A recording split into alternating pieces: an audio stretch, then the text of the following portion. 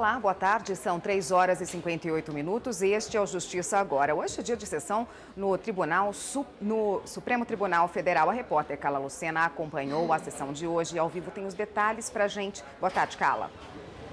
Olá, Érica. Boa tarde para você, boa tarde a todos. Então, na sessão plenária de hoje, inicialmente, os ministros concluíram um julgamento que trata sobre a correção monetária de saldos de contas vinculadas ao Fundo de Garantia do Tempo de Serviço, FGTS. Esse recurso começou a ser julgado aqui no Supremo em junho de 2016 e foi um recurso apresentado pela Caixa Econômica Federal contra uma decisão do Tribunal Regional Federal da Terceira Região, que determinou, então, a correção monetária desses saldos de contas vinculadas ao FGTS decorrente dos planos econômicos. O único que faltava votar era o ministro Ricardo Lewandowski, que tinha pedido vista para analisar um pouco melhor o caso. O ministro também votou para negar o recurso da Caixa e vamos ver então um trecho do voto do ministro.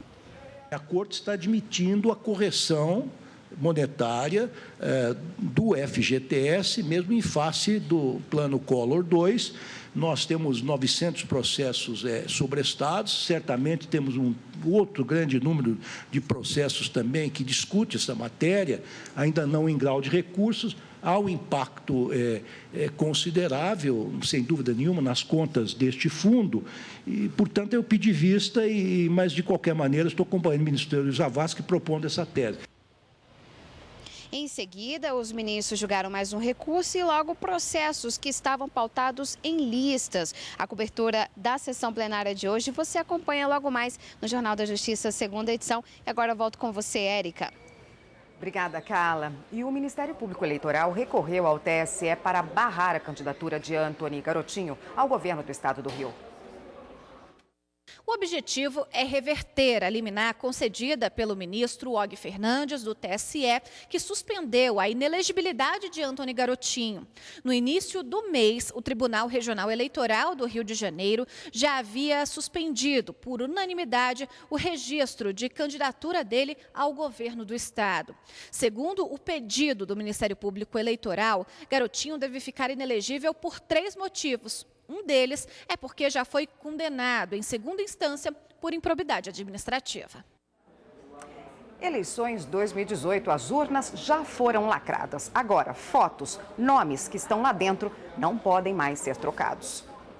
A partir de agora, as fotos dos candidatos registrados nas urnas eletrônicas de todo o país não serão alteradas em nenhuma hipótese. Quem entrou permanece e quem está fora não entra mais.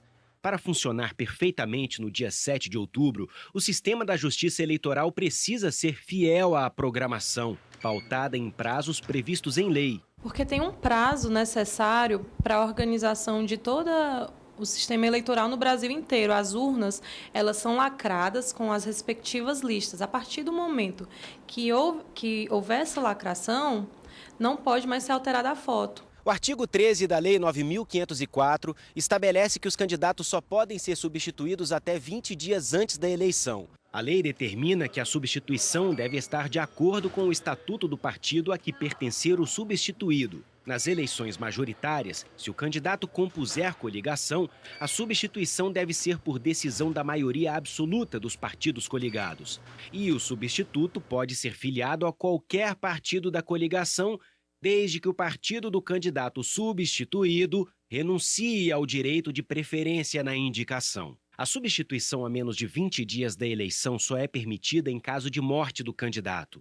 Como o sistema eletrônico já está lacrado pela Justiça Eleitoral, a foto não pode mais ser substituída. A advogada explica que, se a candidatura é indeferida pela Justiça Eleitoral, o prazo limite para a substituição deixa de ser 20 dias antes da eleição e passa a contar com base na data da decisão judicial. Se ele foi julgado na instância ordinária e houve indeferimento, a Justiça dá esse prazo de 10 dias para que haja substituição. Se eventualmente houver uma exceção disso acontecer depois, é o caso que a foto não pode ser mais substituída. Vai para a urna o nome do candidato que teve o registro impugnado, mas os votos vão para o seu substituto.